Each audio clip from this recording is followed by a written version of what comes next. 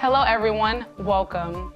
My name is Davina Works with Advent Broadcast Network, and I'd like to thank you all for tuning in to our church news program. Today we will be discussing how Addre helps donate thousands of backpacks to the Grand Bahamas in support of recoveries from Hurricane Dorian, how Pathfinders plant over 1,000 trees in Dubai to help climate change, how Pueblo Adventists condemn the planned attack to their Jewish temple, and how an Adventist church joins the legal fight against homosexuality. Stay tuned.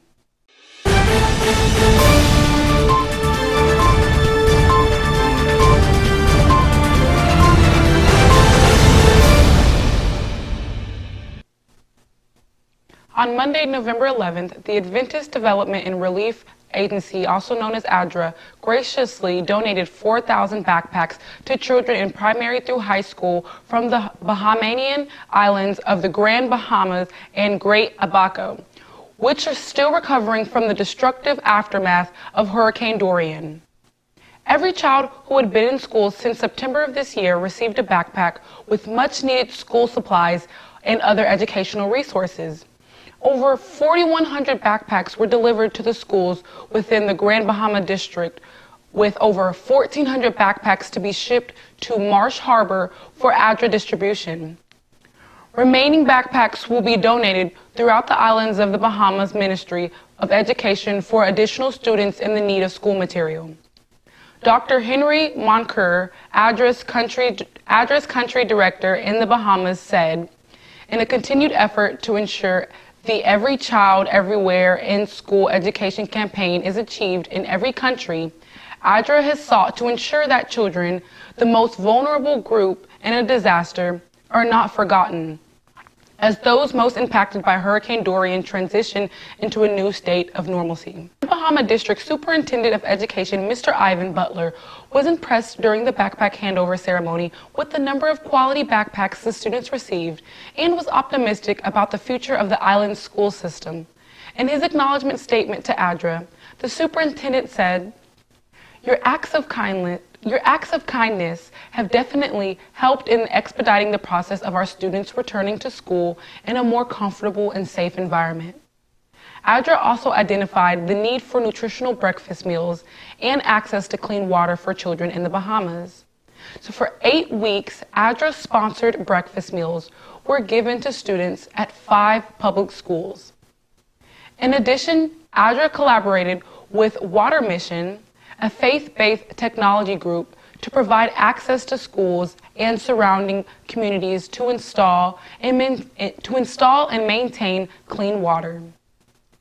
It's our hope that through these small acts of charity, we positively change the lives of the Bahamian community.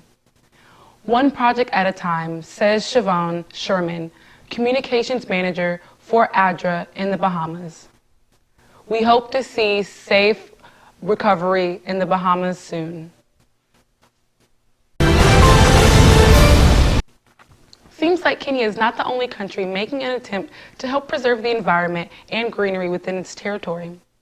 Pathfinders in the United Arab Emirates participated in the planting of 1,400 trees on November 10th in Dubai as a part of the Plant a Legacy initiative led by a tenacious private school in Dubai to help regulate climate change. 7 Pathfinders, 4 adventurers, 2 parents, and 15 master guides in training and master guides from the Emirates of Sharjah and Dubai in the UAE participated in the completion of planting 15,000 golf trees in 65 days. The Kindergarten Starter School, a GEMS education series in Dubai that aimed to combat climate change, initiated the Plant a Legacy, also known as PAL project. Asha Alexander, the school principal, completed a United Nations climate change course and became an accredited climate change teacher. After completion of this course, she then trained her 300+ teachers as well, and they also became accredited. To put their knowledge into action, Alexander and her teachers started PAL in September of this year with the hopes of planting 15,000 trees within a single year.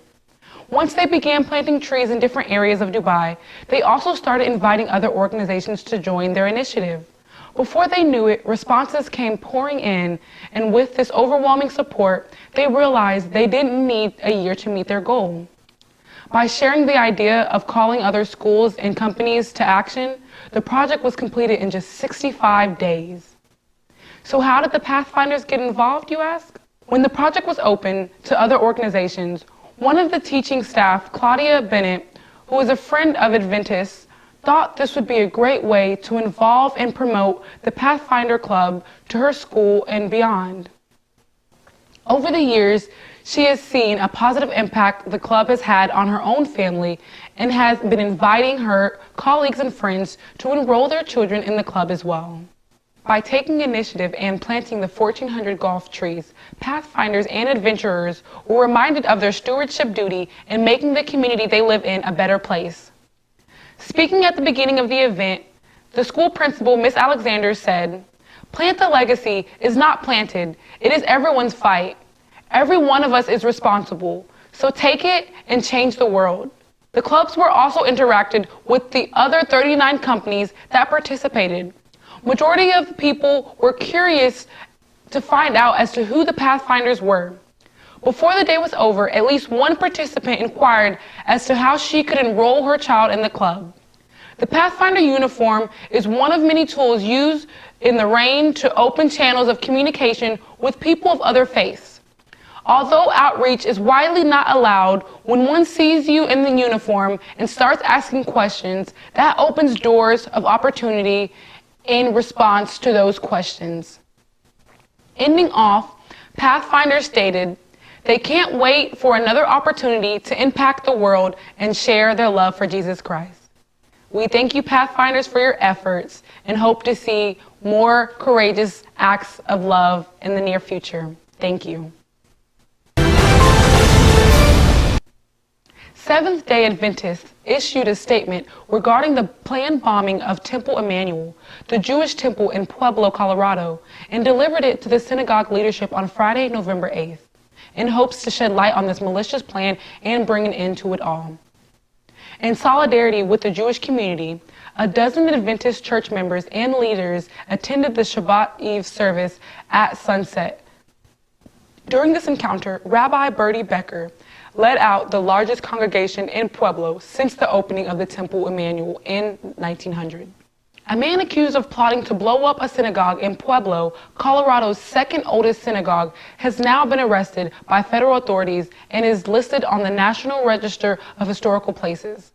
The suspected bomber used several Facebook accounts to promote violence and demonstrate support for the Holocaust, writing in July in a private message that he was getting ready to cap people, the federal document said.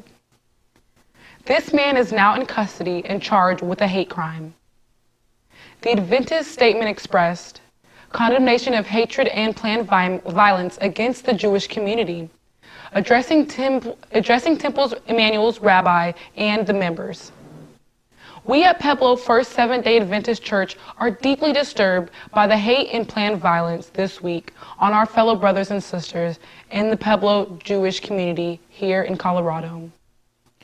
It was a blessing for our church to express our solidarity with many different Christian denominations and religions. It was a joint social statement against hatred to stand with many others from our Pueblo community. Temple Emmanuel undoubtedly lived up to its name, God with us, Kapusi said after the meeting on Friday.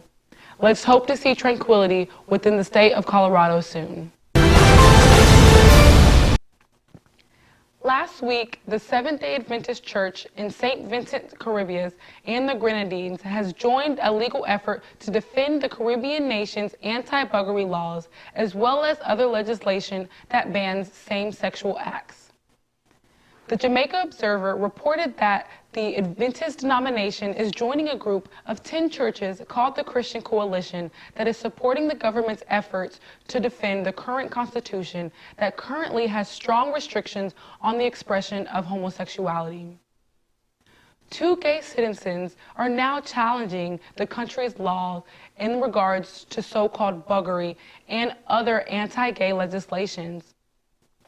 Their names are Sean McClesh and Javin Johnson. They claim that anti-buggery laws and gross indecency laws contravene their constitutional rights. On Thursday, November 21st, High Court Judge Justice Jesco Henry allowed the churches to join the government's efforts to defend the current law in court. Currently, buggery can be punished by 10 years imprisonment in St. Vincent, and gross indecency with the same sex is punishable of 5 years of imprisonment. As we come to the conclusion of our church news program, as always, I'd like to thank you all for tuning in today. Please remember to like, comment, and share each and every video you enjoy so we can continue to spread the love and knowledge. As well as follow us on all social media networks, Facebook, Instagram, and Twitter at Advent Broadcast Network.